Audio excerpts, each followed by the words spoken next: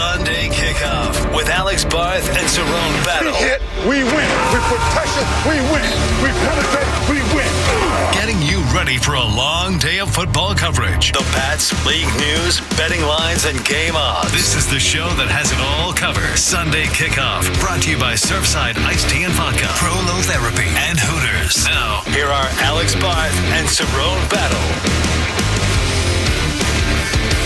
Good morning and welcome in to a brand new episode of Sports Hub Sunday Kickoff, February 9th, 2025. Alex Barth, Cerrone Battle, George Sepulveda behind the glass. As we get going here on a Super Bowl Sunday edition of Sports Hub Sunday Kickoff. We'll talk a lot of Super Bowl. We do have Patriots stuff to get into as well. I do want to start, though, by giving a shout out and saying thank you to the road crews out there today. Easy drive in. Toughest part, as George said before the show to me, was brushing off the car. I think that was tougher than the actual ride in, so it's been coming down pretty good. I was outside at like 11 o'clock last night, and I think in the time it took me to walk from my car to get inside, there's already a layer built up. So it's been coming down pretty good. But the road crews out there, if you're listening, you're doing a great job. We appreciate it, and thanks for clearing those roads. But we get going here on a Super Bowl Sunday morning. Cerrone, happy Super Bowl to you. Does it feel like Super Bowl Sunday? I feel like the big talk about this game is that there's not a lot of talk about this game. Yeah, it's been most of the conversation has been everything but the game itself. And, it's weird. The 2-week thing, I think, kind of bit them this time because I think the NBA stole the headlines nationally for the past, 2 weeks. But now I think as the day builds up, the momentum is going to build up pretty fast, and it's going to really feel like a Super Bowl Sunday. It does remind me a little bit. So I covered the game, like I was there, Patriots-Rams in 2018. And I remember that week, and that was a game where everybody was like kind of bleh on it. Yeah. I think that was maybe undersold. That's not even a Patriots take. That Rams team was fascinating. Mm-hmm. But I don't know. I'm underselling it a little bit. But I remember by like Wednesday, so the company I was working for, I was working at CLNS at the time, and we did like, they're obviously big Celtics content thing. Yeah. And I remember like Wednesday or Thursday that week, our content guy was like, why don't you do a video about Kyrie Irving? Because that was when all the Kyrie stuff started to come out about him maybe wanting to leave Boston and not signing the extension he said he was going to stay. And like that was the dominant talk of the week was Kyrie Irving. So, when we talk about when's the last time a Super Bowl had this little hype, it might be that game. Yeah. Yeah, it's weird. It's a really weird feeling. And I haven't seen a lot of breaking down of the games. You haven't seen a lot of national stuff about the ins and outs of the game. And it's just legacy talk. Andy Reid, Pat Mahomes, the Kansas City. What does this mean for Philadelphia and that type of stuff? But you aren't seeing people breaking down matchups. Now, I know that's going to change today, but right. For 2 weeks to go without really diving into stuff like this is kind of rare and kind of different. But I think last year with the whole, the Niners, I think the Niners had a little more juice to it, but you would figure with a major market team like Philadelphia, it'd be more to it. But maybe the 2-week thing might be a little too much. Yeah, I agree with that. We'll get into some of that breakdown stuff a little later in the show. Mm-hmm. I want to try to avoid the whole Patriots-Chiefs thing. I thought Felger had the best take on that this week, and it wasn't doing look, the Patriots have had 6. Brady has 7. It spanned I know I just said I wasn't going to do this. I'm going to do it. It spanned 20 years. Like, the Chiefs still have a long way to go. Mm-hmm. I think when they won last year, they matched half of the Patriots. So they are halfway there. One game does not amount to the second half. Felger, I thought, had the most interesting take, question, whatever you want to call it, which I hadn't heard discussed. Are dynasties bad for sports? And you get into Alabama football, UConn women's basketball, the Warriors from, last decade, the Dodgers, what they're trying to do right now. They're obviously not there yet, but you look at the talent they have. Are those one-sided championships good for sports? And I don't think so. And that's not to say I think that the Patriots dynasty was bad.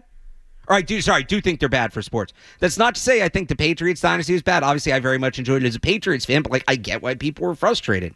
What you want are teams that are good, but not winning every year. So you look at a team like the greatest show on turf, or the Legion of Boom Seahawks, right, where they were a factor and you could count on them and they were fun to watch. But they weren't so – I think there's Chiefs fatigue. Is there not? And I don't blame people. And I didn't blame people for having Patriots fatigue. Not here. If you were here and you had it, you're nuts. But like nationally, I didn't blame people for having Chiefs fatigue or for having Patriots fatigue. So like I get it. You know what's weird? I don't know if it's a dynasty thing, but I think you need somebody that you hate. You need I don't know if a long-term dynasty like what you see from the Patriots or what Kansas City's kind of doing right now.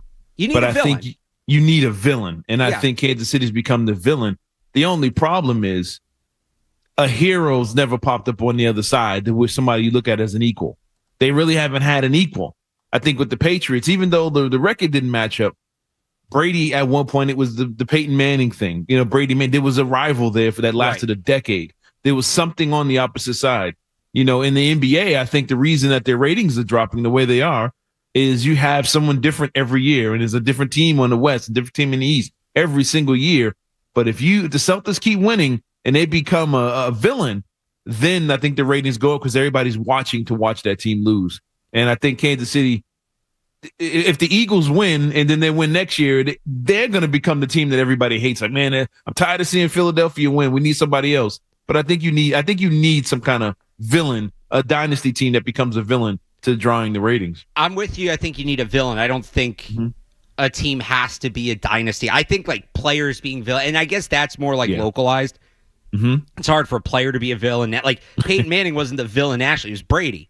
But for us, the Colts, the Broncos, whatever team Peyton Manning was the villain. So that's a good point. It'll be interesting to see what the fallout is, especially if the Eagles win. If the Chiefs win, we know what it's going to be. Blah, blah, blah. Brady, Mahomes, blah, blah, blah. Belichick, Reed. I think Belichick, Reed is probably closer than Brady, Mahomes. I don't think it's close. Yeah, I think it is. But I think it's probably closer. But, like, I say you're halfway there. You're halfway there. So that's what we know what it's going to be if the Chiefs win because we've lived it. We lived it last year. We know what it is, yeah. If the Eagles win, is it going to be, the Eagles, sneaky 4 Super Bowls in a little over 20 years. They'll have won 2 of them. It's not a bad stretch.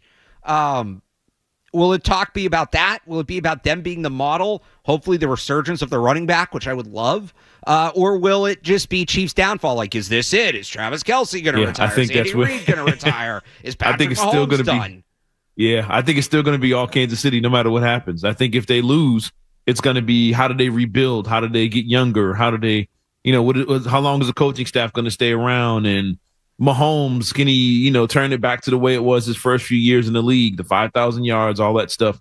I think all the conversation is going to be on Kansas City, and all eyes are going to be on them after the Super Bowl, no matter what happens. You mentioned the coaching staff. I don't know why I wanted to start the show with the Patriots coaching staff at Super Bowl Sunday. I figured we'd do the Super Bowl in the second half as people start to wake up. Right? It's we appreciate everybody who tunes in all 2 hours, but I assume if you're tuning in right away, especially the day of a snowstorm, you're more the hardcore fans, and we'll get the people getting up later to brush their cars off with the Super Bowl stuff in a little bit. But just real quick. Well, we're on it, and we will get back to the Super Bowl stuff later in the show. The Patriots finalized their coaching staff this week. We have titles. We have a full staff. Did you have any? And we knew a lot of these names already, but just kind of the structuring of it. Did anything stand out to you big about the staff as it exists? Well, as a whole, I think one thing we've talked about a lot is you went from a staff that didn't have any experience to a well-experienced staff. I think you got your 2 coordinators alone have seen a lot of football. And I think that's key to this whole thing is just having guys who've been through every possible situation, highs and lows. They recognize tendencies, in-game adjustments, recognize another coach's tendencies and things like that. Just having that kind of experience on your sidelines when you're dealing with a young team is needed. You don't need last year you had a young rookie head coach, rookie coordinators, dealing with a rookie player, throwing to second-year guys, it just was a bunch of inexperience all around. And I think that was a huge part of the problem last year. And now you go from inexperience to a coaching staff that has a ton of experience. And I think that's going to help your young players. And I think it's going to help you attract veteran guys, too, because you're going to want to work with guys who've been there, done that, and guys know around the league. So I think it's a good thing that they have the veteran experience on this team. But that's the biggest thing that stood out to me was the the amount of football that all these guys have been a part of over their careers. That was one for me too. So of the 14 coaches who are positional coach or higher, so that's the positional coaches, the coordinators, and the head coach. Last year, of those 14 coaches, 7 were in that role for the first time at the NFL level. This year, again, 14, 10 have been in the role they're currently in before, including 2 of 3 coordinators. Last year, it was 1 of 3. And of the 4 that are in new positions, right? Terrell Williams, the defensive coordinator, longtime defensive line coach, very experienced, and the head coach is a former defensive coordinator, so he has somebody to lean on there. The defensive line coach, Clint McMillan, was the assistant defensive line coach under Terrell Williams, and he has him to work with, so there's a pipeline there. The cornerbacks coach, Justin Hamilton, was a defensive backs coach, so he hasn't technically been a cornerbacks coach, but he's coached defensive backs, and he played safety in the league, a guy with a lot of experience. The only odd man out there, and this is my other big takeaway, is the wide receivers coach, Todd Downing. So Todd Downing's very experienced. Todd Downing has been a quarterbacks coach. He's been a tight ends coach. He's been an offensive coordinator. He's been a pass game coordinator. He's been coaching for 2 decades in the NFL. But he's never coached receivers. And for a team that has had so much trouble developing that position, there's 2 sides that come with being a positional coach. It's teaching the game plan in the system and then teaching the technique. I don't doubt Downing is going to be able to get the system drilled into these guys. And that's important. It's the Josh McDaniels system. It's a little more complicated. But the technique side, I just wonder, will they have an assistant, like an assistant wide receivers coach who maybe works on that end? And they, outside of the offensive line, they don't have any positional assistants on this staff. They have some general assistants, but when you look at that on offense, Riley Larkin is a quarterback guy, and Chucky Keaton is a quarterback and running back guy. The quarterbacks are taken care of. They have like 5 quarterback coaches on this staff. Josh McDaniels coach quarterbacks. Todd Downing is coach quarterbacks. Ashton Grant is the quarterbacks coach. He's coached quarterbacks. Both offensive assistants. And Ben McAdoo, who's on the defensive side. So Drake Maye is well taken care of. The flip side of that is, as he should be, they don't really have a true receivers coach, which after the last few years I found puzzling. We'll see what Todd Downing can do. Look, the guy's experienced. It's not like they're throwing some brand new coach in there for the first time. He's a lot more experienced than, for instance, Tyler Hughes did. But I do find it like they kind of the superstar. It's not a superstar staff, but like this is a very impressive coaching staff. Yeah. 4 former head coaches. Again, so many guys that have been in these positions before. The one spot where they don't do that is wide receiver. That stood out to me a little bit. I'm not saying it won't work, but it definitely is something you take a little bit of a longer look at. Now, was there people out there that they could have snagged for that position? Is there any guys out there that they kind of missed on, that they might have wanted, that took higher positions? That's the part I want to know. But Wes Welker's still out there. That's the name that kind of got talked about. Mike Reese had floated him. I don't think he was coming for an assistant job. You probably would have had to make him the wide receivers coach, but Chad O'Shea was talked about. He's still under contract in Cleveland. You can't get him. And there's some other guys that were talked about that people speculated might leave. Ben McDaniels, Josh McDaniels' brother in Houston. He's still there. So there were some guys that were speculated might be leaving their teams that didn't. The guy that's like out there that they didn't hire is Wes Welker. Okay. I mean, maybe they feel strong enough about the staff that they can develop these young receivers. And if they don't, it's going to be all the pressure is going to be back on them again when it comes to that. And it's something I know you've talked about several times is it's the fear of drafting young receivers again if you're not developing them. As opposed to going to get veteran guys in free agency or through the trade market. But that's going to be, a fear of these guys, a fear of from the fans. Like, okay, you drafted another young guy or you got 2 young guys. How come we can't develop these receivers? You can't blame Bill or his staff or anybody else anymore. These are your guys. So hopefully they should be able to get these guys on the right page and up to speed by the time we get into September. I want to pick that up on the other side because now that the coaching staff is set, we can really get into the fun stuff. Player acquisition. Let's set the stage for the offseason begins tomorrow. The offseason officially, it feels like it's been going. It officially begins tomorrow. Let's set the stage for the offseason. We'll do that next here on the Sports Hub Sunday Kickoff. Boys Sunday Kickoff is on the way on the Sports Hub. To stop.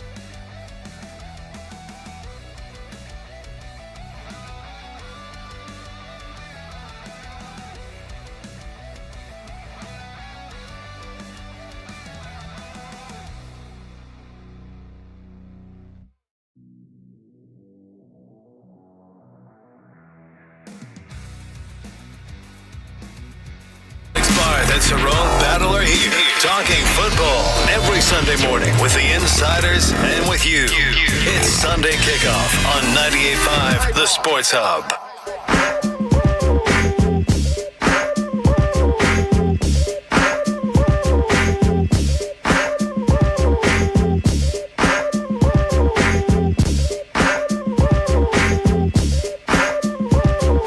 Back here on Sports Hub Sunday Kickoff, Alex Barth, Cerrone Battle with you. You want to join the conversation, 617-779-0985. You kind of stole my thunder there, Cerrone, at the end of the last segment as we look ahead to this upcoming offseason.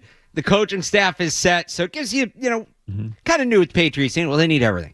We kind of knew what the Patriots needed coming in, but the staff maybe fills in a few more of the spots. I'll tell you, so I'll have my first mock draft of the year coming out tomorrow morning, the annual post-Super Bowl mock draft on 98.5thesportshub.com. And as I wrote in there, that's probably as tough a mock draft as I've ever done, simply because there's so many unknowns. There's so much that we have to assume.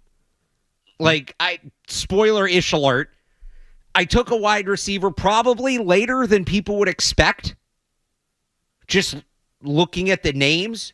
But I don't know how people read mock drafts. I don't know if you just skim the names, if you read the intro, if you read the whole thing. But I put in there, this is assuming the Patriots get a top veteran wide receiver, whether it's T. Higgins, whether it's DK Metcalf, right? Somebody in that market.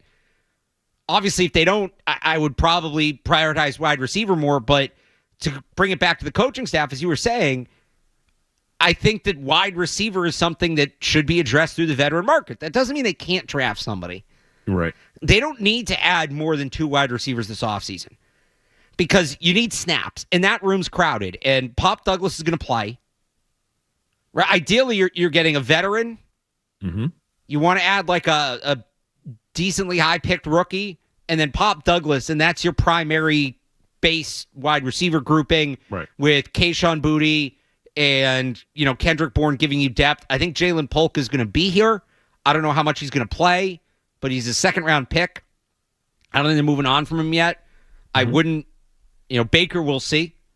But I think it's quantity, it's quality, not quantity at wide receiver.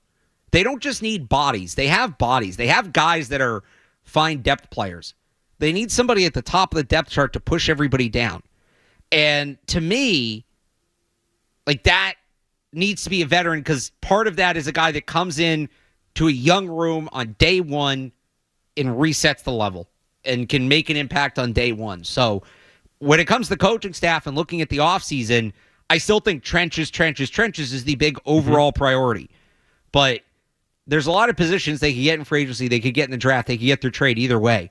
Wide receiver is the only one I feel really strongly where it's you got to get that guy through the veteran market. Yeah, I mean, you've been very consistent with that. I mean, you've said that for a while, and I think a lot of people agree with you simply because of what we talked about last segment, the whole player development thing.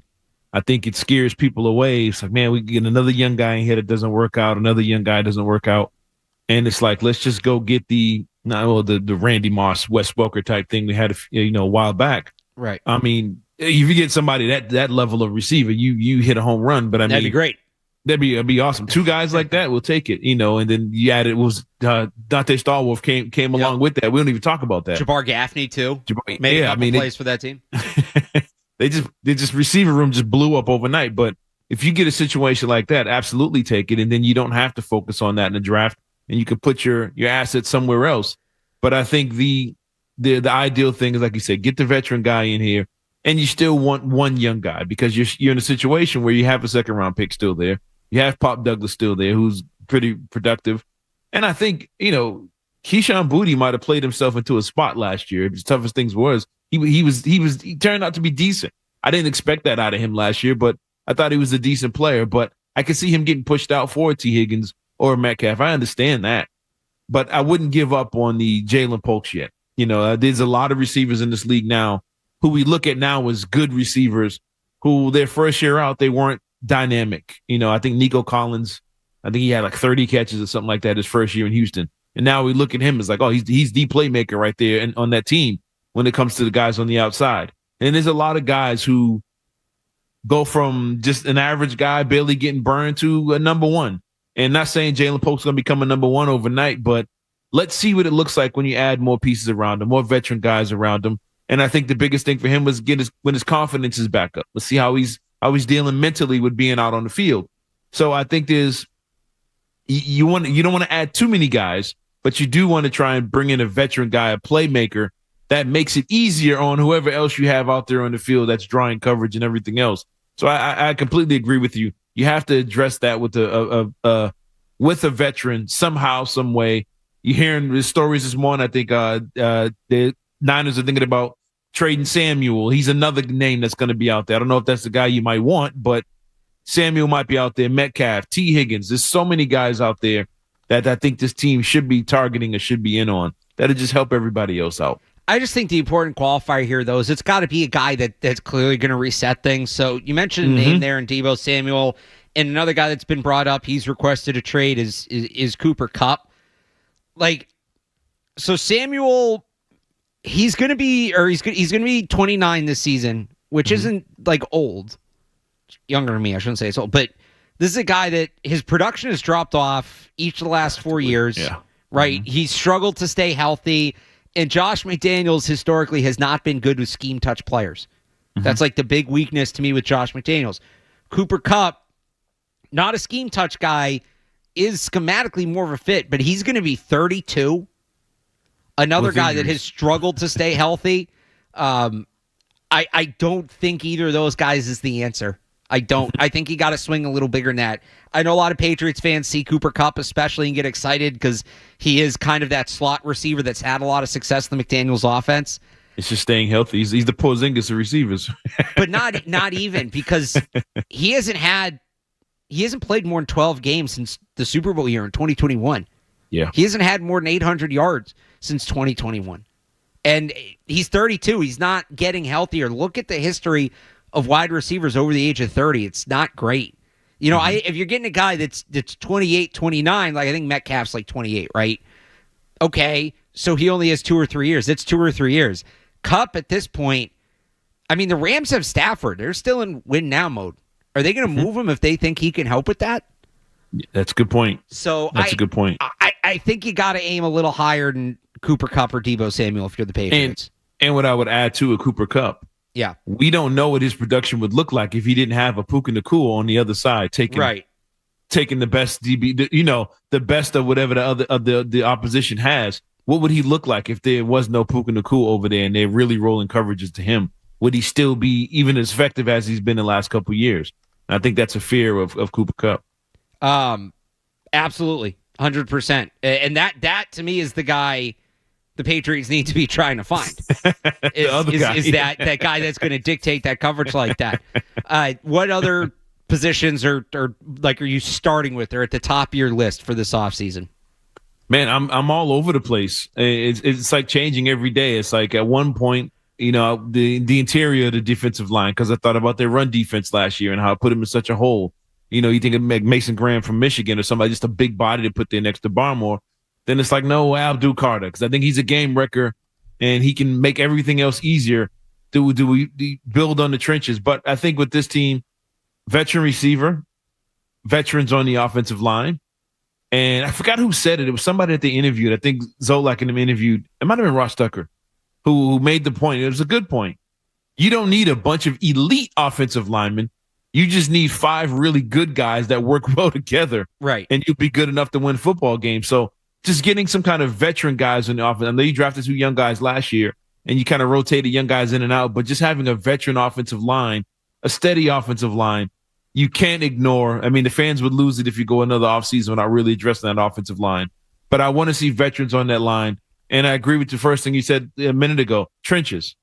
I think the first thing you got to attack with this team is get them right in the trenches, offensive line, defensive line, and build out that way. And I think you'll be a successful team. All right. In order to do that, they're going to have to hit on some players in free agency. Do they have an asset that can help that? As much as we talked about the Patriots not being a destination free agency, is there somebody that is going to be able to help them? Lure players here. Who is that? Can he do it? We'll talk about that next on Sports Hub Sunday Kickoff. More Sunday Kickoff coming up on the Sports Hub.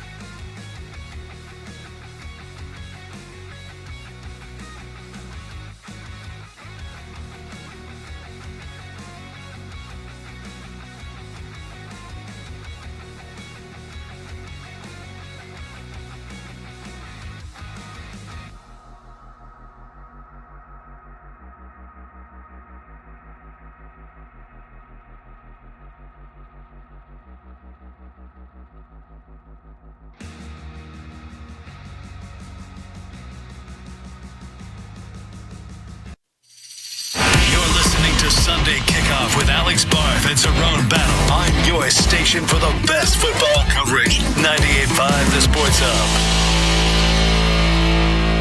Drake Maye in the NFL has a little bit of like a mythical reputation. He was the guy everybody wanted in the draft, right? Like, it was Caleb, Jaden Daniels, and everybody wanted Drake Maye. Everyone tried to trade up for him. And the Patriots, I thought and was kind of being told that they were considering trade options. And then you look back on it, and I don't get the sense they considered basically anything. I mean, they considered it, but, not actually. I don't think they were about to do anything. I think it was like, we're going to have to get our, socks knocked off to trade this guy. And then he went out and played with a not good team, without great talent, with an offensive line that should be talented and really looked not very good. Receivers that were not very good, except for maybe a couple, or one. And he looked good.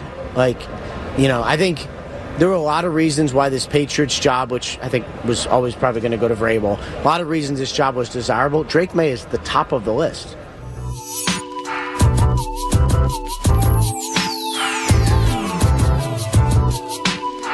A mythical reputation for Drake Maye. That was Ian Rappaport earlier this week down at Radio Row. So, around the league, Rappaport sort of makes it sound like that's maybe more GMs, but you watch the way Drake Maye's operated down there this week.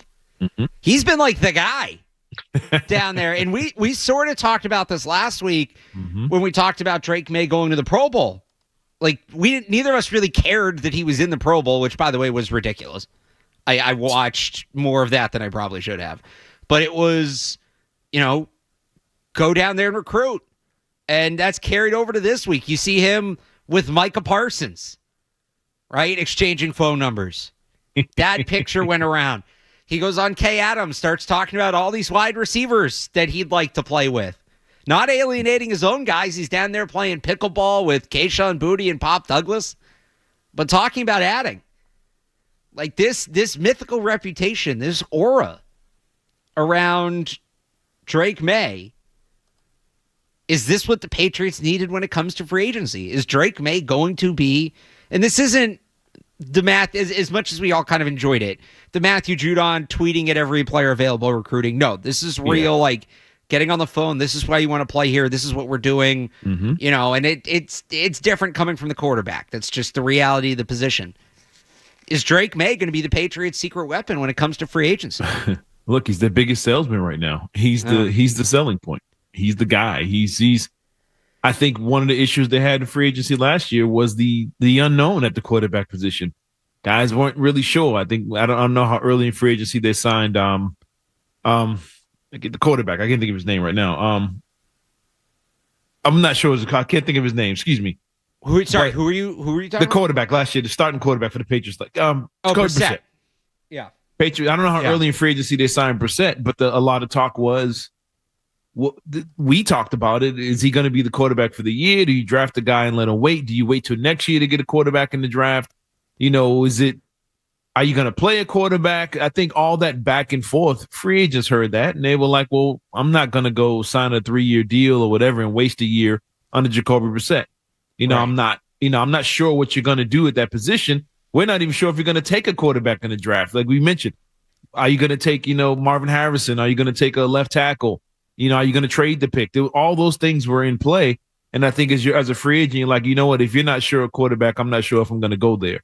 Now that they see the quarterback is there, they see what he can do, they see the arm talent, they see his attitude, is all these things about him, and having these conversations with him, and people, he might not have a direct conversation with these receivers or tight ends, whoever, but they are buddies with the guys that he's been talking to. Like, yo, this is a cool dude, man. You might want to consider this. He can throw the ball, whatever, and he's your biggest selling point now. Now a receiver might say, you know what? I can go play with this dude for years. He's young. He's explosive. He's fun to be around. He's a cool dude. Yeah, okay. If a player was like, I'm not sure, put it like this. I don't think anybody's going to take Will Levis over Drake Maye this time. You know what I'm saying? Right. I don't think that's going to happen. The Niners with Brandon Ayuk, we don't know what that situation was really about, but It was Brock Purdy. It was the Niners. Yeah, I'm going to go back to, I know it's a winning situation. Well, it didn't turn out to be this year. But if it's between you and some other, a C-list quarterback, you're going to win out this time around. And I think that's a huge selling point for the Patriots. And quarterback is the most important position in football. So if you got one, you got a huge salesman in your front office. And that's not to say, all right, you mentioned the Titans situation last year with Calvin Ridley. Yeah. You still got to offer the most money. Yeah. This isn't to say guys are going to be taking discounts to come play with Drake Maye. We're not close to that yet. Right. But yeah, as a tiebreaker, it's a pretty good tiebreaker. Again, if the money's all the same, and the money still has to be all the same, and they have the money to spend, they have all the cap space in the world, most cap space in the league. If the money's the same, yeah, I think a wide receiver is certainly going to be able to choose Drake Maye over Will Levis and not think twice about it. But the money has to be the same. This isn't in replacement of spending. They still have to spend first and foremost. Yeah. But we had talked about, and it had sounded like from different reports, like that even if the Patriots were offering the most money, they still might struggle to get guys. Yeah. And Drake maybe helps turn that a little bit and can give them some more opportunities. Yeah, I think he can. I think he can, and I think the situation, all in all, I think will help get guys. The fact that just having veteran coaches around, just having coaches that people know, I think will be a good situation for free agents. Just like they weren't unsure about the quarterback position, they weren't sure about Mayo. They weren't sure about the coordinators that they had here. They weren't, rookie coaches. They were, I'm not really sure about that. And how good were they as salesmen trying to get when they brought these free agents in? How good were they when they sat down at the table? Because all these guys were new to it. Not new to it, but they new to their roles. And how good a salesmen were they? Because I'm pretty sure there's guys around the league that once you get in there, you don't leave. And right. I don't think that this current Patriots team, the guys they had in there last year, were equipped for that. And they didn't have anything they could really sell on these guys. And it's like, look, you're coming in a situation, no Bill Belichick, no Tom Brady. Yeah, I think I might wait and see on this one. But I think now with that quarterback and the new coaches they got and these veteran coaches, okay, this quarterback with Josh McDaniels' offense, okay, yeah, I might be able to do something. Even a defensive guy. Okay, I'm coming in there with Vrabel. Oh yeah, I know all those coaches on defense. Yeah, they can help me make money and make me an all-star level player, a Pro Bowl level player. So yeah, I think I am gonna, I'm gonna take that call and I'm at least get down to Foxborough and talk to these guys in person. You want to weigh in? 617-779-0985 as they build this up. Who are they adding? Are there any lessons we can learn from these teams in the Super Bowl? What did they do right last offseason, over the past few offseasons, that we can maybe apply to the Patriots this offseason? It's not to say the Patriots can get to the Super Bowl next year, but it's a copycat league. It's a copycat league, and what about these Super Bowl teams should the Patriots try to copycat the most? We'll do that next on Sports Hub Sunday Kickoff. Stay tuned for more Sunday Kickoff on the Sports Hub. Big 4-0, Big 5-0.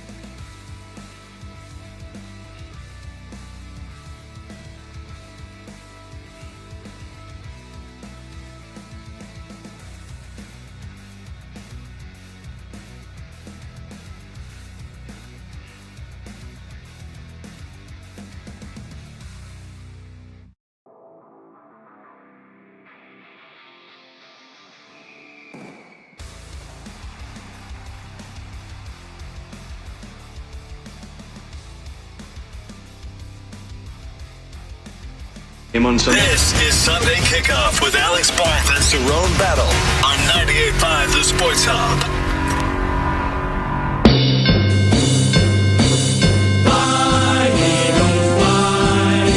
I mean, it's got to be go Birds around here, right? For the day.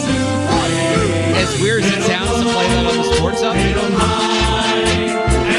Back here on Sports Hub, Sunday Kickoff, Alex Barth, Cerrone Battle.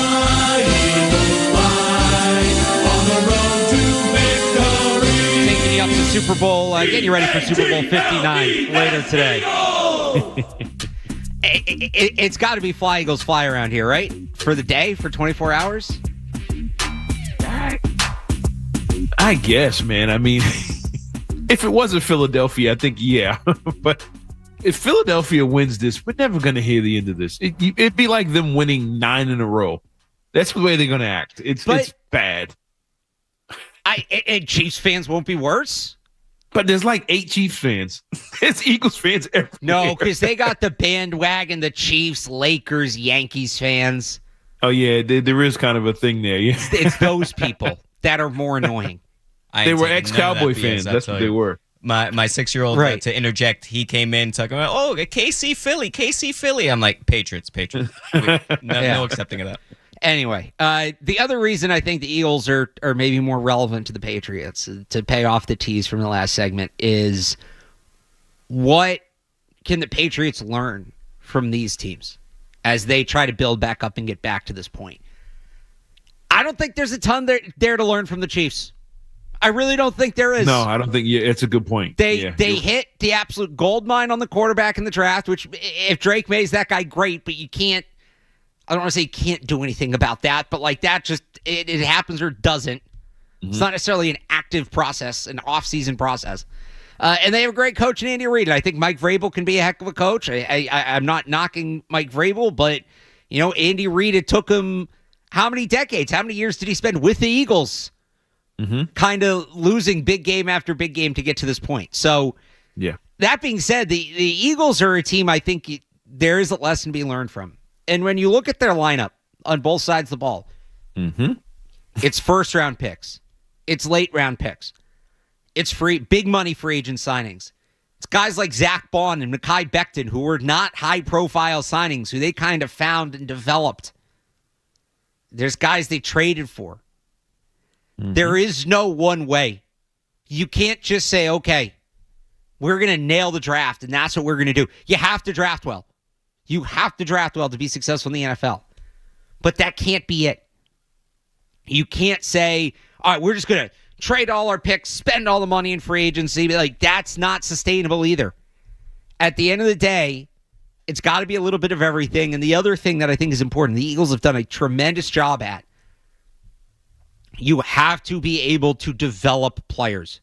You cannot, whether first-round pick, big money, free agent, doesn't matter. You cannot expect a player to just show up and be good. You've got to find the right situation for them. You have to put those players in a spot to succeed. You look at guys like Bond and Becton, who, they thought of moving Becton inside to guard, and that worked. Bond was a special teams player. Now he's leading their defense. They got him to that point. That wasn't just him going in and snapping his fingers. You look at what they've done with Jalen Hurts, who I watched a lot of Jalen Hurts at college. He's a good college quarterback. He has come a long way coming out of Alabama. And that is credit to the Eagles and their program and to Hurts himself. You look at the way they figured out what to do with it. Saquon Barkley's a tremendous player. But their usage of him has elevated what is already a very good player. You have to be able to develop players. You got to be able to bring in players in all different ways, and you got to develop the guys you have. I think that's the lesson you learn from this Super Bowl if you're the Patriots. Yeah, it's keep, like you said, player development. People say, oh, well, they're getting all these guys high profile, these SEC guys that they keep bringing in, whatever. Yeah, a lot of teams try that, but there's not like I saw a stat yesterday that said no Alabama player has scored a touchdown in the Super Bowl. It was like, wait, what? Is that true? So it's like, yeah, not a single one has scored a touchdown in not a single Alabama player, drafted Alabama player, has scored in the Super Bowl. And I thought that was really weird. I'm like, I mean, all the Alabama guys that people draft, and none of them have scored in the Super Bowl. I'm like, that's bizarre. Devontae Smith today, you got a job to do. Man, they showed a clip of him running out of bounds at like the last time they was. Oh, that's right. It's weird. But But my point is, you can get all the SEC guys, you can get all the Bama, Michigan, Ohio State guys you want. But like you said, if you're not developing them, you're not going to win games. You're not going to win a lot of games. Their player development is huge in Philadelphia. Their identity is huge. This is who we are. This is what we do. We're bringing in guys that fit those roles. This is how we're going to play. We're telling you this is what we're going to do. And we're going to, they're not running not too much different than what they were at Super Bowl a few years ago. But they've added, when you have the A.J. Browns and you have the Saquon Barkleys back there, now it just makes what they do so explosive. And the development on the offensive line, development on the defensive line, development in the trenches. They're just a factory when it comes to that. And I think when the Patriots, what thing they have to do is build an identity. This is who we are. This is the kind of offense we're going to run. This is the kind of defense we're going to run.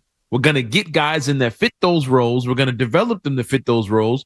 And we're going to have to find guys who are all about buy-in as well. We can't have guys out there going rogue. I mean, A.J. Brown had his moments where it's like, man, I want to get my touches. I want to get me whatever. They say, here, go read this book and sit over here. We're going to run a football and we're going to win games and you're going to get yours in the end. But you have to have guys that are willing to buy into your system and what you're doing. And Philadelphia and Kansas City, they get guys to buy in what they're doing and fit their roles. And next thing you're in a situation, Kansas City 2 weeks ago, the guy has no touches. They ain't throwing the ball or giving him the ball the whole game. They put him out there. He makes a catch on third down and seals it. Everybody has a role in buy-in, something that you had here in New England for so long. That's what you have to bring back in, the buy-in and the identity and deciding what kind of team you're going to be and sticking to that. Let's take a couple of these calls here before we'll get to our Super Bowl picks and our usual pick 'em segment at the top of the hour. But first, Derek in Wareham on the Patriots offseason. Good morning, gentlemen. Morning. One. Okay, Bart, you stole a little bit of my thunder. One, you can't go 5-6 drafts and not have contributions from at least one or two of your picks. They have swung and missed repeatedly. Then you can't bargain basement dumpster dive for the people you want to put in place. You got to get better scouts. You got to identify talent. And then once you have the talent there, you need the veterans to bring them under their wing and develop them.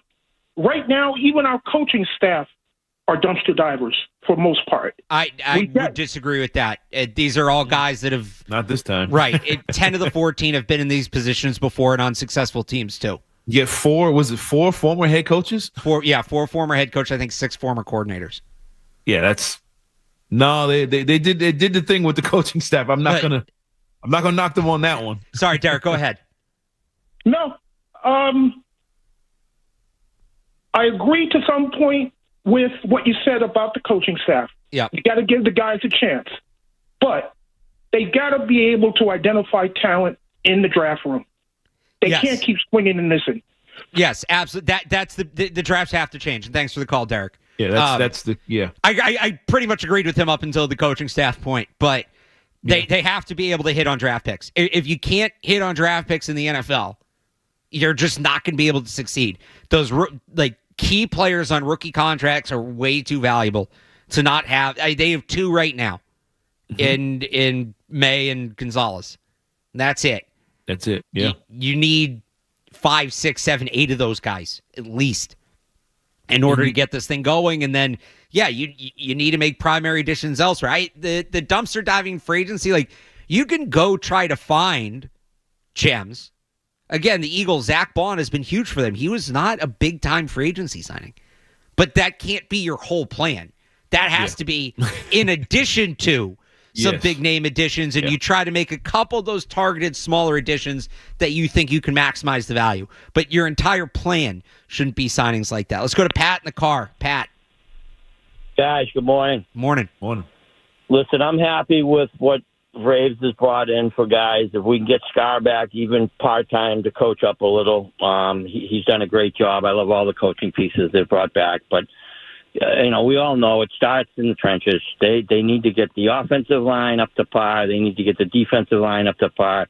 They got to get big guys. Look at Philly's lines. I mean, those offensive lines, they're huge. They're fast. And that's what it comes down to, speed now in the game. It's speed, big, move people out of the way, listen to coaches, and, that's basically it, man. If they can get this offensive line and this defensive line going in the right direction, things will change. I'm happy with Maye. He sounds like a good kid, a smart kid. And look what he's got to go back on. He's got all Brady's, everything that Brady did back in the day. They have all that on record. I mean, I'll take it all day long. I like where it's heading. I just have to wait and see what happens. Thanks for the call, Pat. Trenches. That's where it all starts. His point about the offensive line needing to be bigger is an interesting one. I think you are going to see that because they've been trying to run this West Coast system the last couple of years, and that is generally smaller, more agile offensive linemen. Yeah. Josh McDaniels doesn't do it that way. Josh McDaniels wants the big power guys up front. So, Becton's playing Becton, who's like, what is he, 6'7", 330, something like that. That's rare at guard. I don't think they're going to be quite that big. 6'7", 360, sorry. I don't think they're going to be quite that big. I don't think they need to be quite that big. But we talked about this a couple weeks ago. Cole Strange, right? Not the prototypical Josh McDaniels guard. Yeah. Those are generally bigger people movers. Now, City So might fit that a little bit more. We'll see if they dip into free agency. But I do think they are going to get bigger up front, and that will help them tremendously in the run game. We're going to hit the headlines here. 90 seconds, no commercials. Final pick'em segment of the year. I know there's only one game, but we're going to have some fun with this as well. It is Super Bowl Sunday. We got to talk prop bets. We'll do that next. Again, 90 seconds, no commercials here on the Sports Hub Sunday Kickoff. From the Town Fair Tire Studios, this is your home for every Patriots game. Look into the end zone, trying to keep the play alive. Falling down, he throws to the end zone. It's caught! Touchdown! WBZ-FM at HD Boston. 98.5, the Sports Hub. A Beasley Media Group station. Sports Hub headlines. It is Super Bowl Sunday. The 2024 NFL season wraps up tonight in New Orleans as the Kansas City Chiefs take on the Philadelphia Eagles. The Chiefs are going for their third Super Bowl in a row and fourth in 5 years. The Eagles are trying to win their first Super Bowl since 2017. The Celtics and Bruins were both in action yesterday. The Celtics were at Madison Square Garden where they blew out the New York Knicks 131-104. 40 points in that one from Jason Tatum, who moved into ninth all-time on the Celtics all-time scoring list. Meanwhile, the Bruins, they allowed 2 third-period goals and fell 4-3 to the Vegas Golden Knights at TD Garden. That's the Bruins' last game for almost 2 weeks as they now pause for the Four Nations tournament, which begins on Wednesday. And big day in college hoops yesterday. Number 1, number 2, both lost. Auburn fell to number 6 Florida 90-81, and Duke lost to an unranked Clemson team 70-71. Number 3 Alabama also went down as well. They almost went down as well. They narrowly beat Kansas 85-81.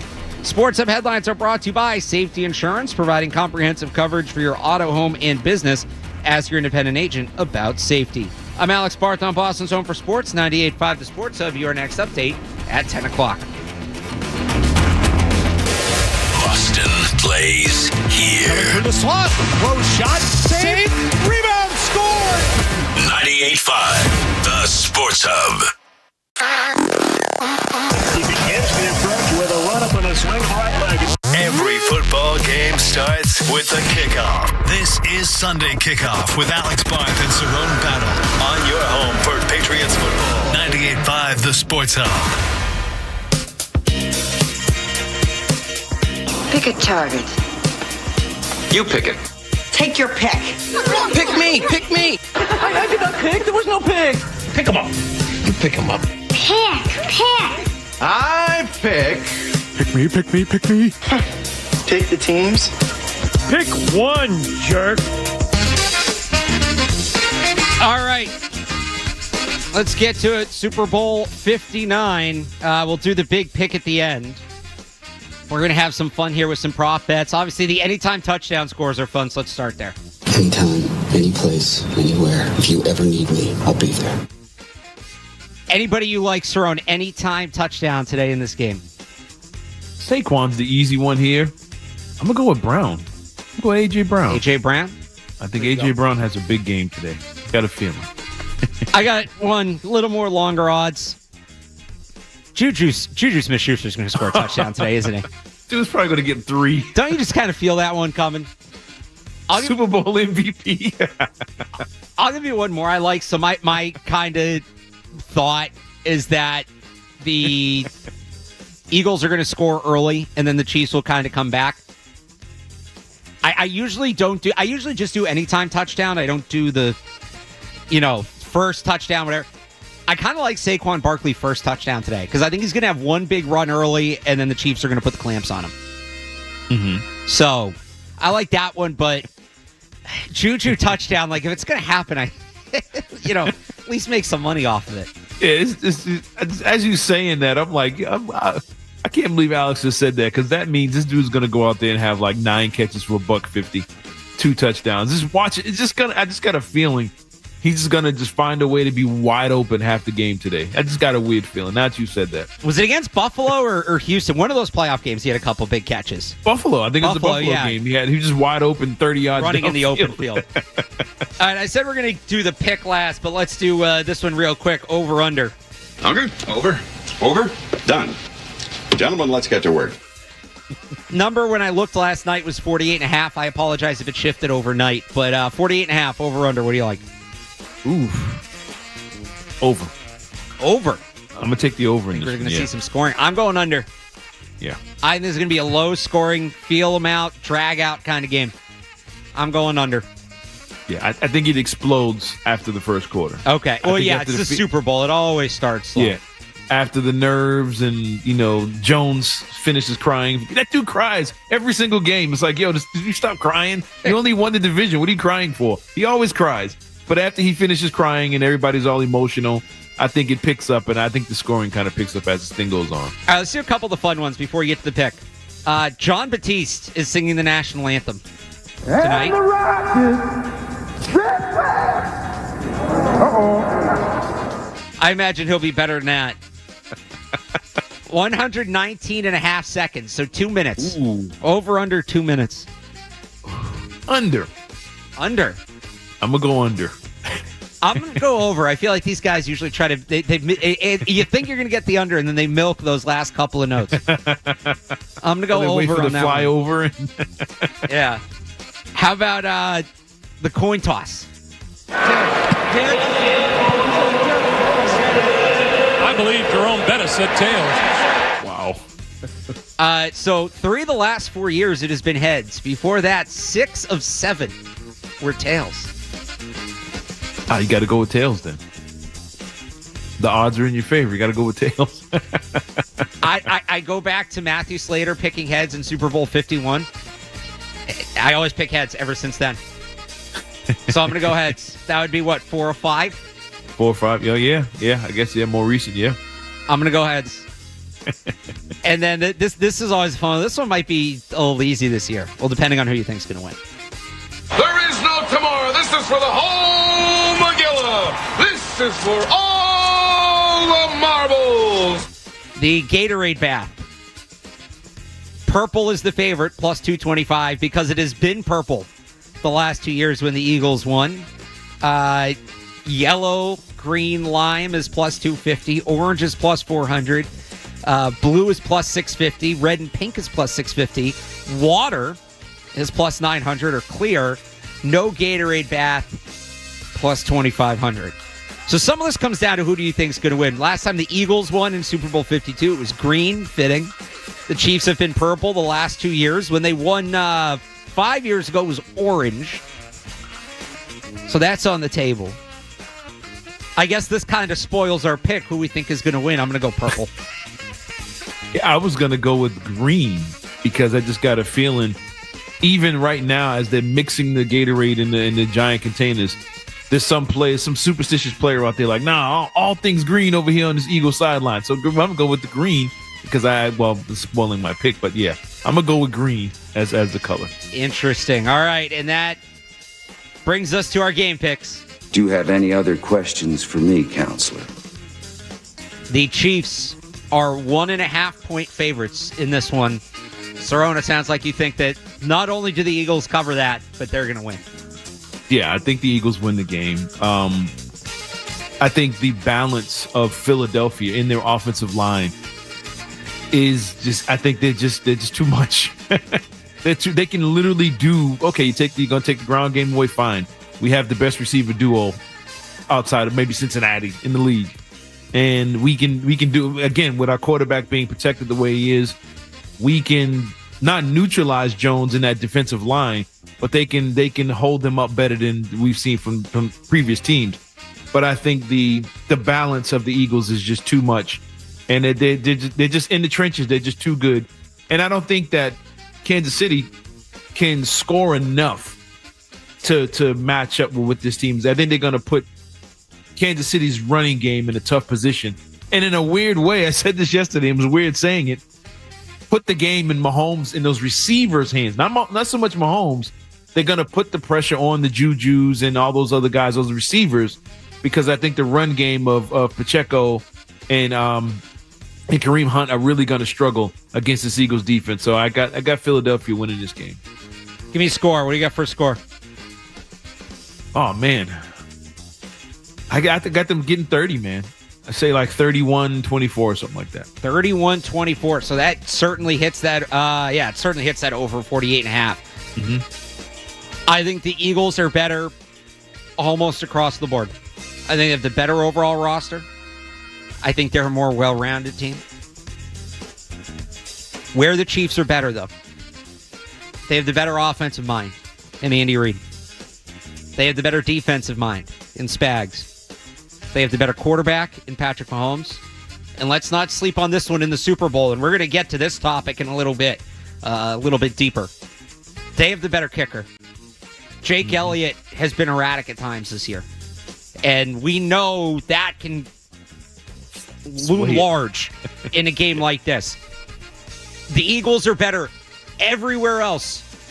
Everywhere else, the Eagles are better. I don't think it matters. I think those four things, offensive coach, defensive coach, quarterback, kicker, make the difference. I'm go Birds today.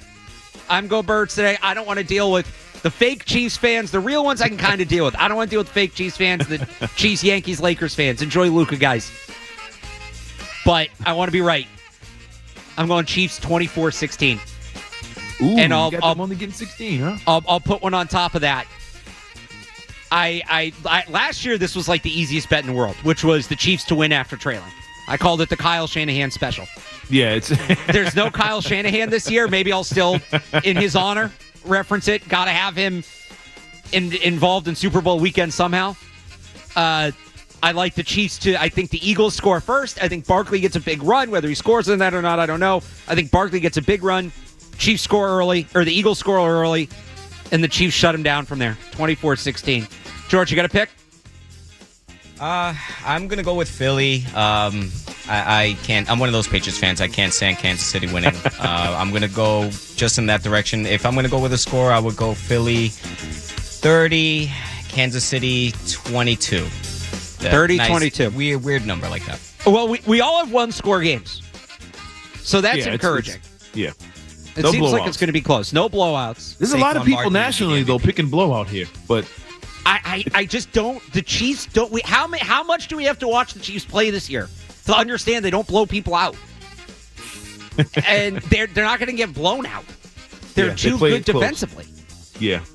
So, I think the one thing, like we've talked about a lot this show, with me is the conversation about the trenches. And I think this is the one game where Kansas City meets their match in the trenches. I think like last week or 2 weeks ago, Buffalo had so many opportunities on short yardage situations, and they couldn't get that 1 yard. Maybe because they kept trying to run Josh Allen. I was going to say, or did they get the 1 yard? Yeah, I know, right? Tell me about it. Well, yeah. Don't get me started on that one. But right. You said they were running the ball with Cook like crazy, giving it to their running back. They couldn't stop him. But short yardage, let's just the quarterback sneak it every time. I think Philadelphia gets those short yardage situations. I think they keep the chains moving against Kansas City. And that Kansas City offense and Andy Reid and his mind and all that, they're on the sidelines watching. And I just don't think they get an opportunity to score enough points to beat Philadelphia. I think Phillies, they're just so good and so big in the trenches that Saquon, he might not need 200 yards to win this game. But if he has just a couple explosive plays, or like Spags like to blitz a lot. He likes to be exotic and different type of blitzes. If you blitz this Philadelphia team and don't get home, and you leave Smith and A.J. Brown one-on-one on the outside, one broken tackle, and that's it. You're catching an L. So I think it's just so many things that Kansas City has to do right beyond Pat Mahomes for them to win this game. And I think Philadelphia is Philadelphia's coming into this thing relatively healthy. I think it's a tough spot for Kansas City right now. And I did this on another show earlier this week, and I don't know why, but I felt like this was kind of a fun thing to do today. Mix it in with the Super Bowl picks. Cerrone, who wins Super Bowl 60? Who wins Super Bowl 60? This is 59 today. Who wins Super Bowl 60? Washington. They're gonna rack up in free agency and trademark. Everybody's gonna want to play for Washington, man. They're gonna end up with a squad, if not next year, a year after. But I got Washington coming out next year. I'm gonna go Ravens. I'm gonna go Baltimore. I think Lamar got snubbed on that MVP. I mean, how many years are you going to get so close and not get there? That'd be a Baltimore-Washington Super Bowl. That'd be so dope. Can we get that? Talk about it. We came on talking about how this Super Bowl has no juice. Talk about a Super Bowl with some freaking juice, man. Oh, yeah. The 95 corridor would be shut down for 2 weeks. It's a rivalry. Two electric quarterbacks. Yeah. The coaching matchup. It's a great coaching matchup. All right. So, Sunday kickoff Super Bowl pick for next year. Where whoever wins. If the Patriots aren't, obviously both want the Patriots to be in it. If the Patriots are not in it, I want to do this show from Radio Row next year. But if I'm not, or I could still do it even if it's not the Patriots, but give us Commanders, Ravens next year in the Super Bowl. I'm here for that. That would be a very, very fun football game. It is Super Bowl week. There's a lot going on. The awards were announced on Thursday, and boy, was there some controversy to come out of the awards locally, nationally. I was angry. About a few things. It's not Festivus, but I got to air some grievances. We'll do that next on the Sports Hub Sunday Kickoff. I'll make up for it now.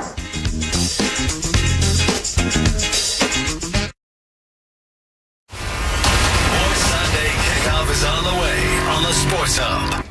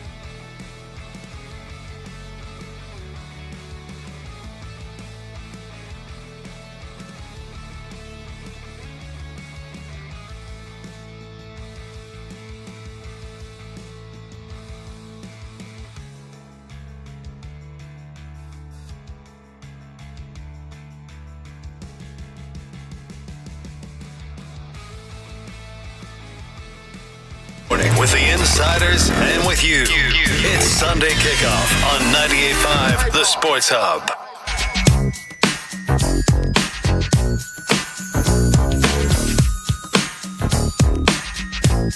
Back here on Sports Hub Sunday Kickoff. Alex Barth, Cerrone Battle. George Spolvita behind the glass, taking up until 10 o'clock. Still snowing out? Yeah, still coming down.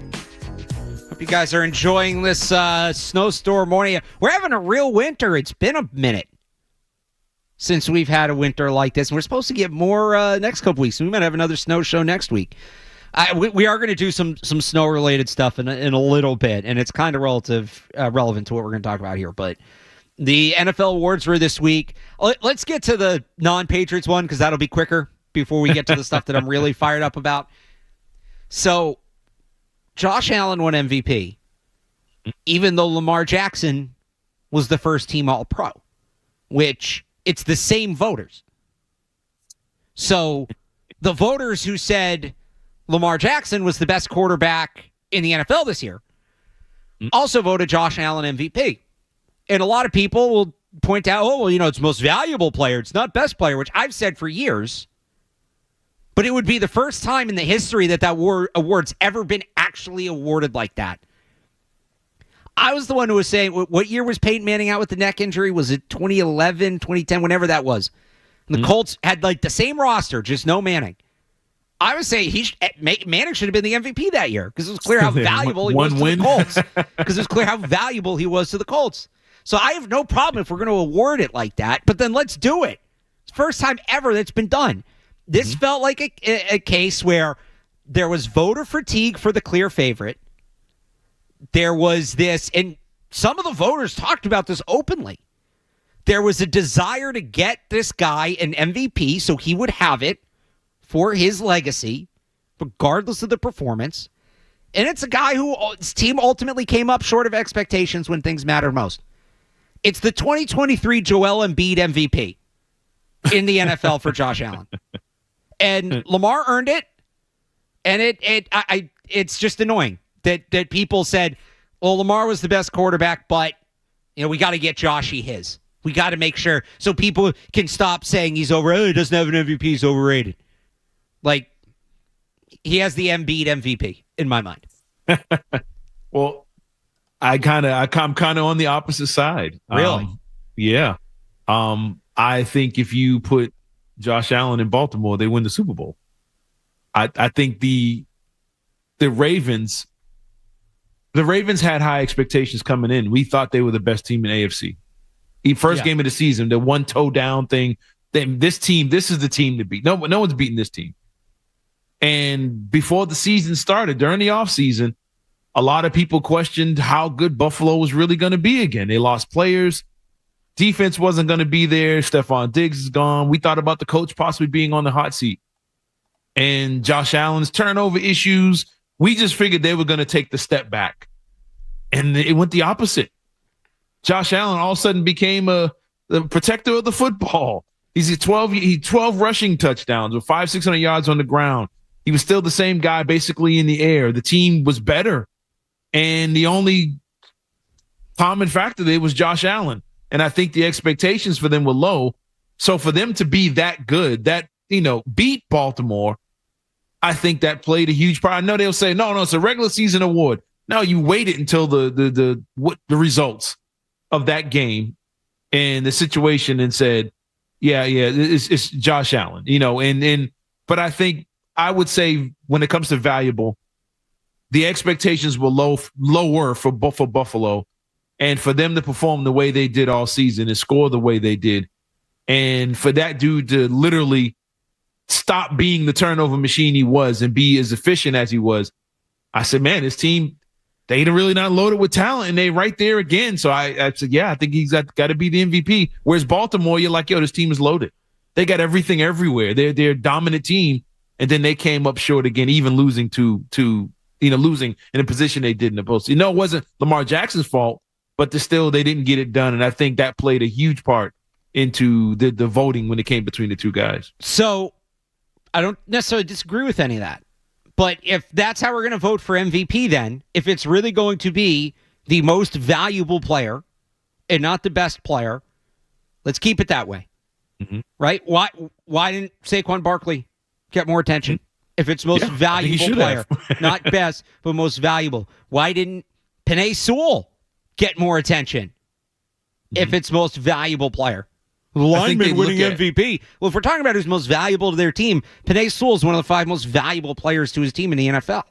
I think they look at the rosters. I truly do. I think they look at how stacked rosters are. Like if you're in Philadelphia, you're not getting the same love or attention because, well, the roster's loaded. They were good. They're good anyway. They won the Super Bowl 2 years ago. It's, you know what I'm saying? Like, but I think Saquon, to me, should have absolutely been an MVP candidate.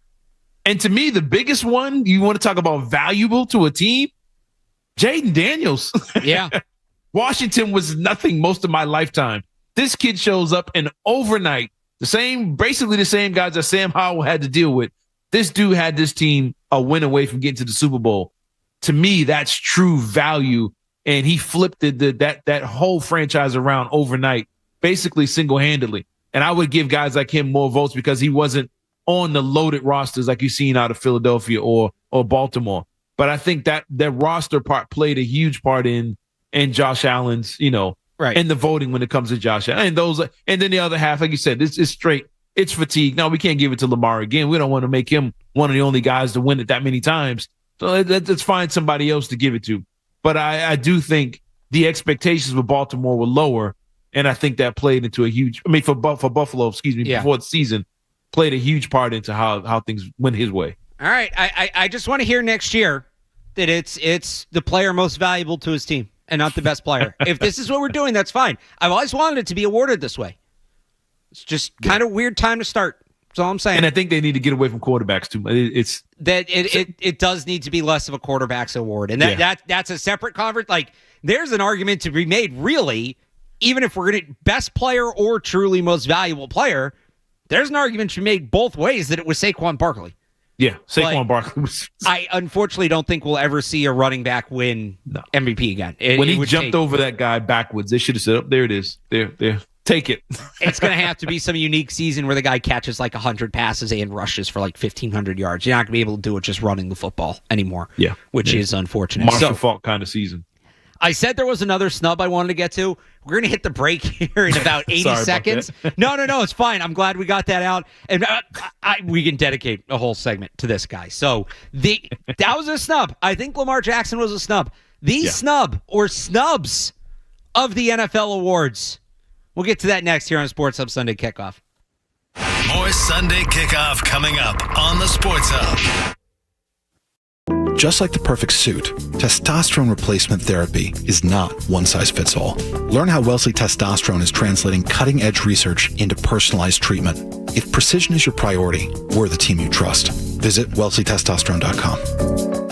Feeling drafts in your house? Struggling to keep your home or apartment warm this winter? Your home's insulation might not be up to the task, especially if it's as old as your house. That's where Revise comes in. As an official Mass Save partner, Revise offers no-cost home energy assessments. That's right, no cost to you. They'll check your insulation levels, and if your home or apartment needs more, Revise can install it with up to 75 to 100% of the costs covered by Mass Save. Revise is ready to help you stay warm. Call 800-885-SAVE or visit callrevise.com today.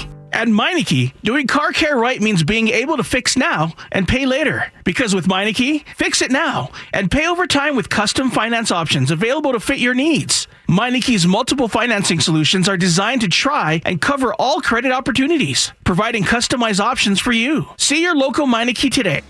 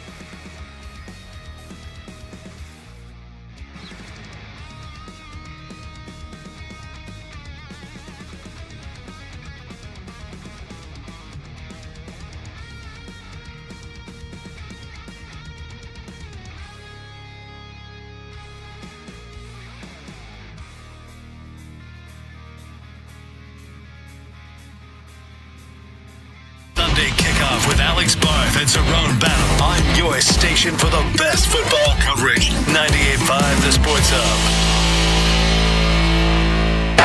45-yard field goal attempt coming up. Snap, ball down. Kick up on the way, and it is good. It is good. 45 yards.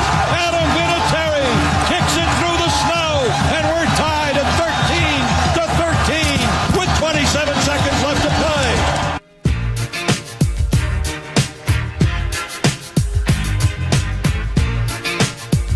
No big deal. Only the most difficult kick pound for pound in NFL history, as called by the great Gil Santos. Vinatieri hit that one. He hit another one to win that game in a driving snowstorm, a day much like today. He hit 2 Super Bowl game winners. It was 18 game winners in total in his time in New England alone. It's not even the Colts. He has scored more points than anybody in the history of the NFL. He is, I will say this, unquestionably the greatest player in the history of his position. I don't think it's a debate. I know some people do. I don't. And apparently that's not enough to get into the Pro Football Hall of Fame. A body that has gone snub after snub after snub. Cerrone, I hoped that Rodney Harrison no longer being the biggest snub for the Pro Football Hall of Fame. I had hoped that would be a good day when I could say that. No, he just got lapped by, again, the greatest kicker of all time. Yeah. And not only did Vinatieri not get in, so the class of 2025 is Jared Allen, Eric Allen, Antonio Gates, and Sterling Sharp. Sterling Sharp got in via the seniors committee, so he's his own thing. Put him to the side. Yeah. The modern era committee can put up to 5 players in each year. Up to 5. Doesn't have to be 5, but up to 5. They put in 3. So not only did Adam Vinatieri, the greatest kicker of all time, they just didn't put anybody else. they let the blank space. And Vinatieri's not the only one, by the way. Torrey Holt, who's been on the ballot for years. You know who? I think we can all agree. 2000 to 2009. That's a pretty good decade for receivers, right? Yeah. Randy Moss, Terrell Owens, Marvin Harrison, Larry Fitzgerald. Like greats. Mm-hmm. Most catches in the NFL entirely from 2000 to 2009. Torrey Holt. Most receptions, 2000 2009. Or most receiving yards, 2000, 2009. Torrey Holt. Touchdowns, he's 5th. The only other guy who's top 5 in all 3 is Harrison, and he's in. It's another bad one. Terrell Suggs. And he's got a Super Bowl. And Isaac Bruce is in, who he played with.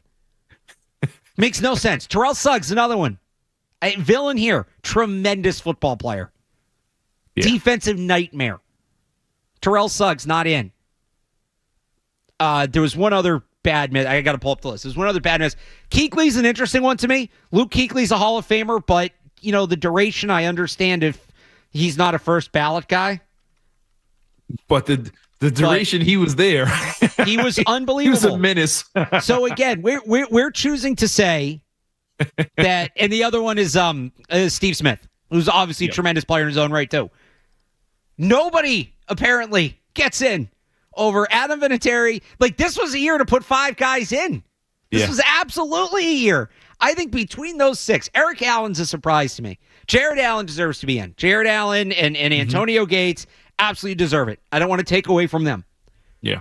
Gates, Allen, Holt, Kuechly, Smith, Suggs, Vinatieri. That's 6. You pick 5 of those, any combination of those 5. And you wouldn't have any problem. You have a very legitimate class. Yeah. Adam Vinatieri not getting in is outside of the weird baseball steroid stuff. Like, I'll even say this. I think Barry Bonds should be in the Baseball Hall of Fame. I do. Mm-hmm.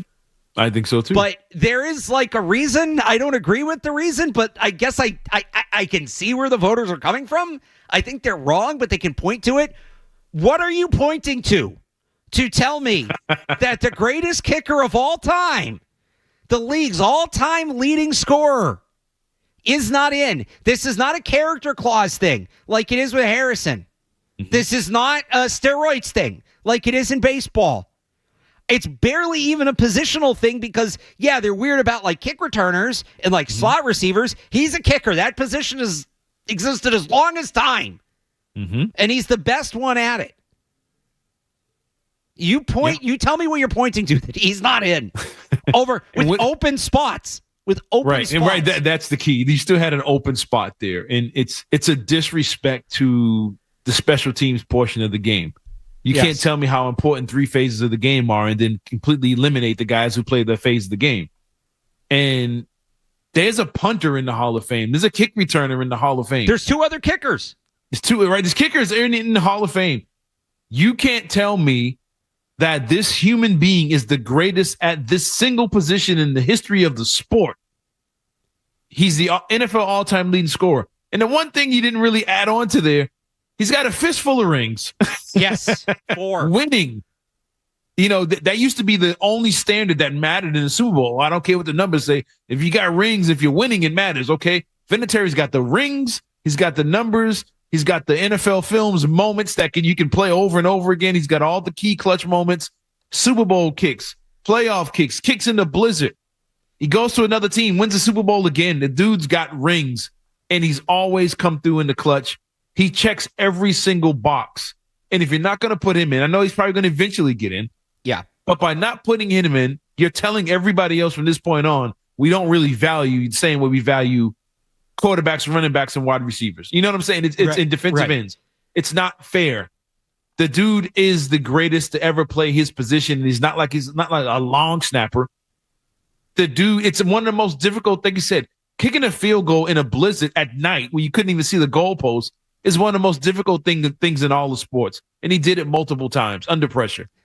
It's fascinating, but for him not to get in, you should line everybody up and make them give an explanation of why he's not in, especially since you had an open slot where you could have easily put him in there. Absolutely. And he'll get in, like you said, and maybe he gets in next year. Bill Belichick's eligible next year. How about him, Bill, and Rodney all getting in together?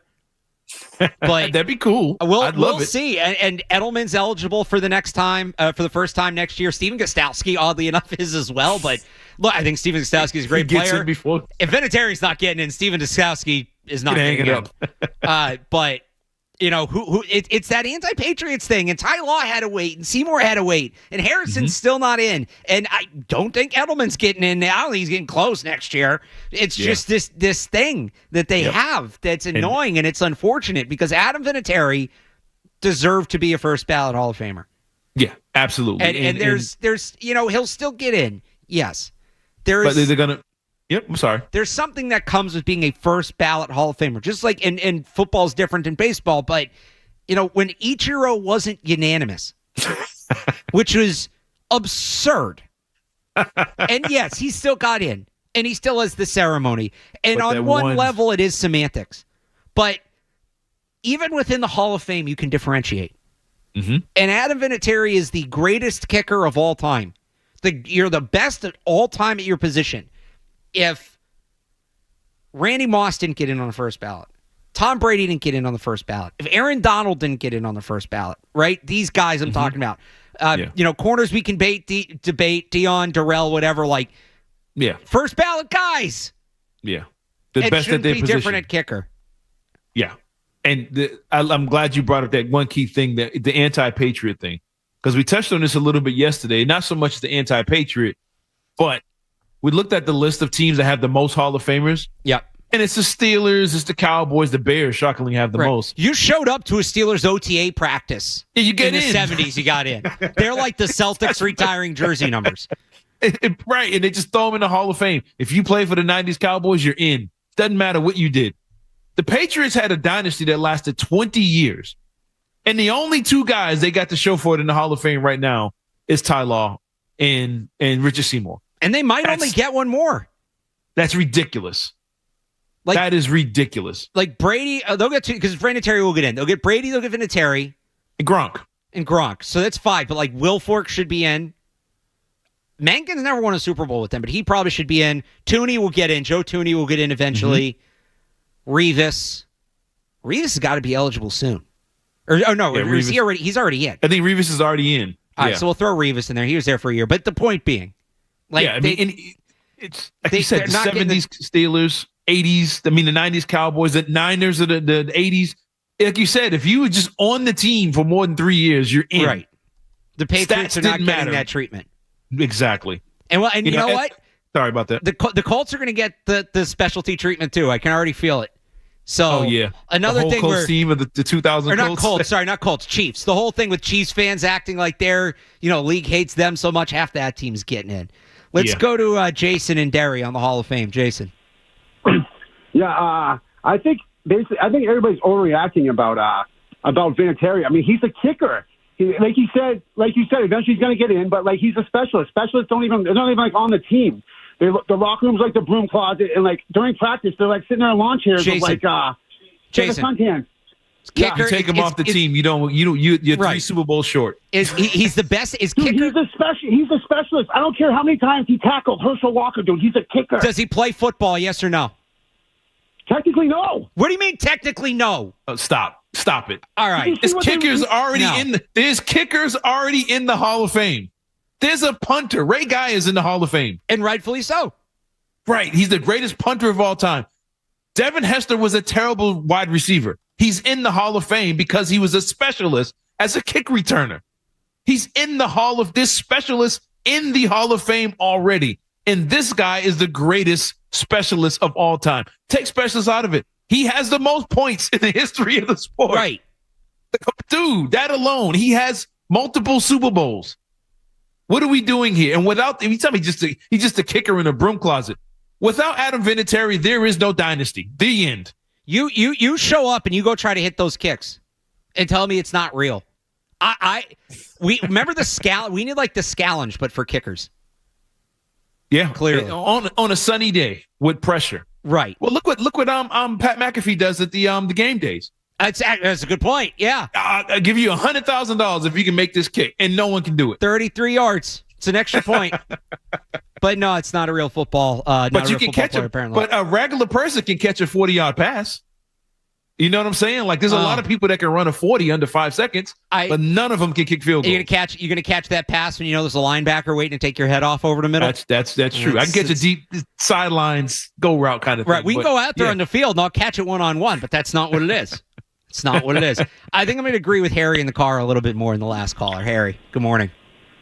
Hey, these guys that vote for the Hall of Fame, they are crazy. Gino Cappelletti, all-time leading scorer of the AFL, played 2 positions. He was a kicker. He was an end. All-time leading scorer. He ain't in. Now Vinatieri ain't in? Come on. These guys. Give me a break. Thanks for the call, Harry. Gino is his own thing. He absolutely should be in. And I've written about this before.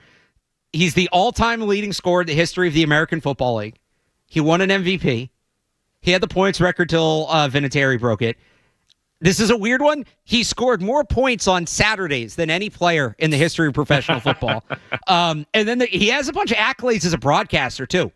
Like, he's one of the longest tenured broadcasters. And he should be in the Hall of Fame. He should be in as a contributor. Absolutely. That's another one that... definition of NFL Hall of Fame. that predates the Patriots dynasty that he should have been in. And he wasn't just a kicker. He played receiver. He played corner. Like, that's its own conversation. He absolutely should be in. While we're on this, let me ask you real quick. Should Adam Vinatieri be in the Patriots Hall of Fame? Yes. Yeah, I think so too.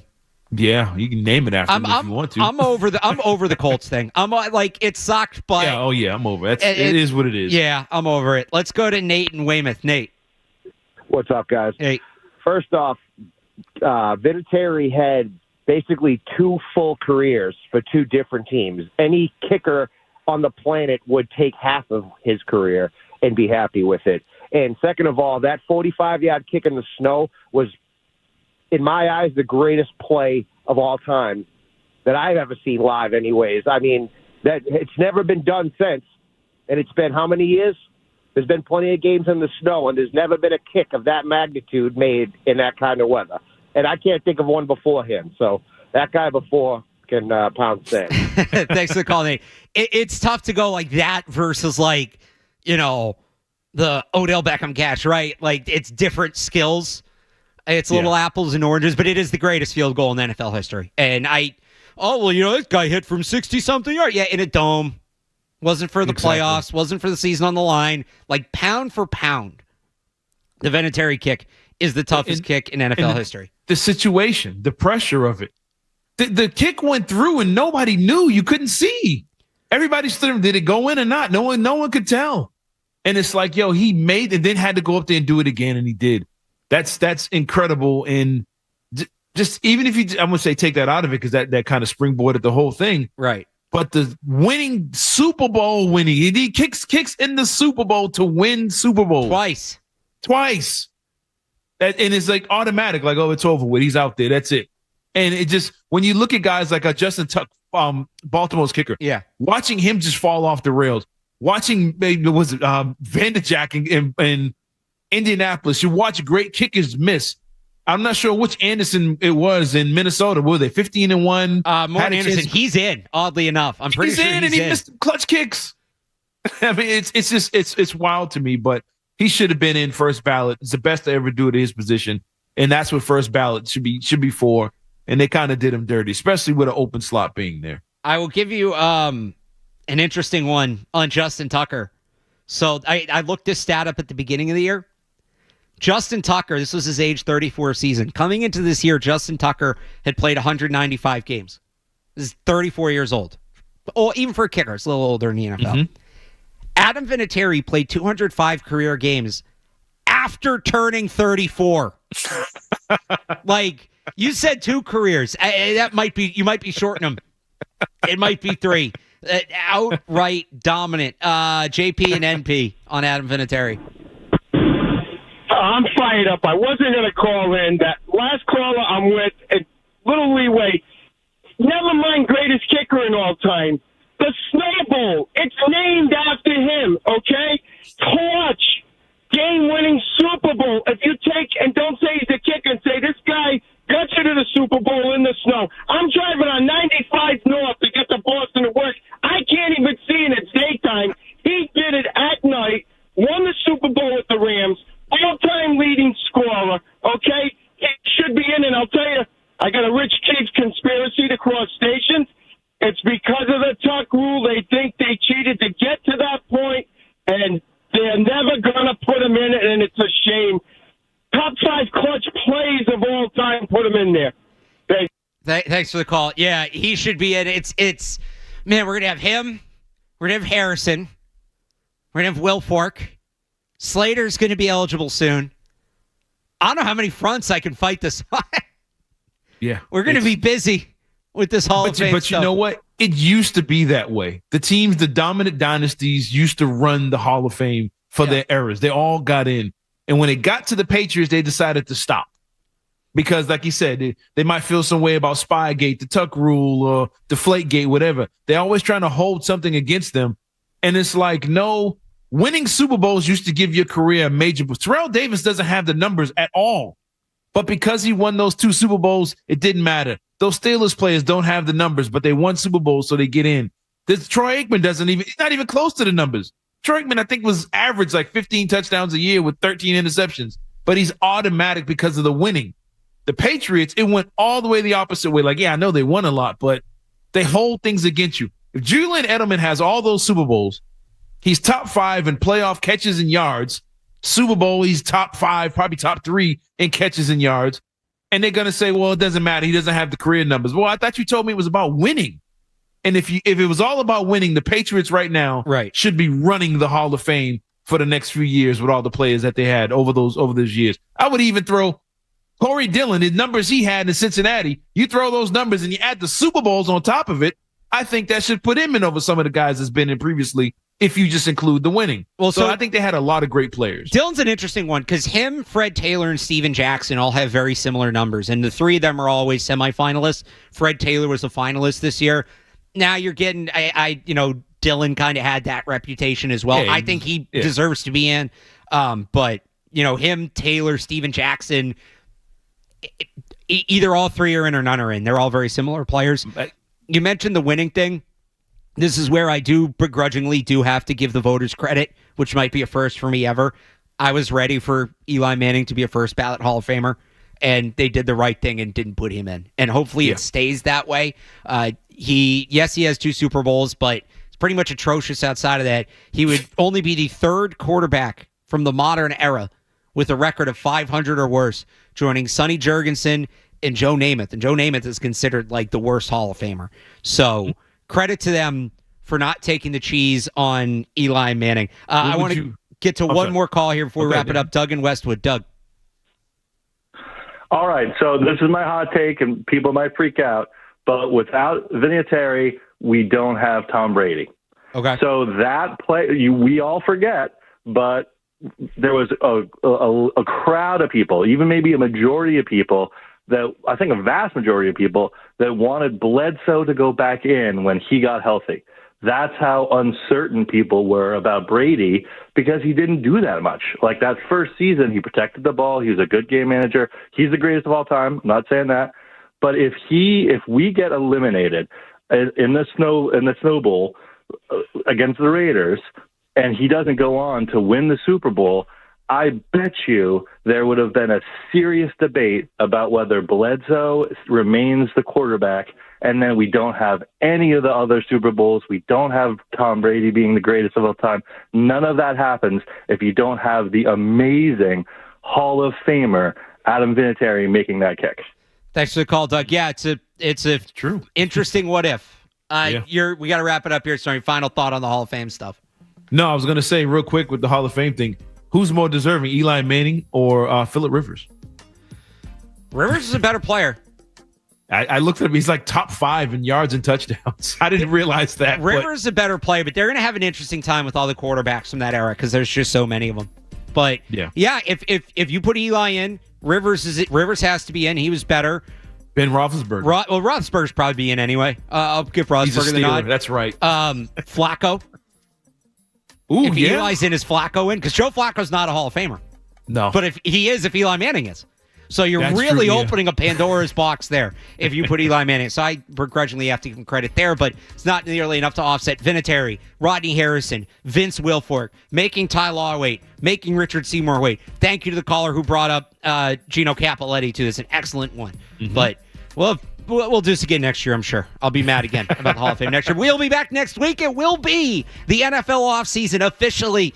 We're getting into the details now. The player acquisition part, we'll start having fun with that. If you missed any of the show, you can find it on the Sports Hub YouTube channel or wherever you get your podcast.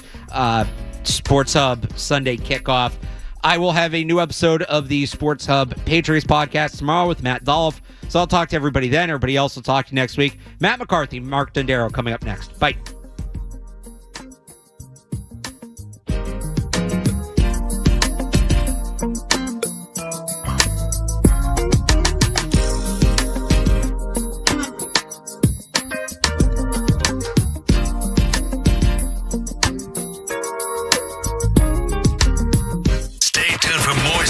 Kickoff on the Sports Hub. Testosterone replacement therapy has the potential to change your life.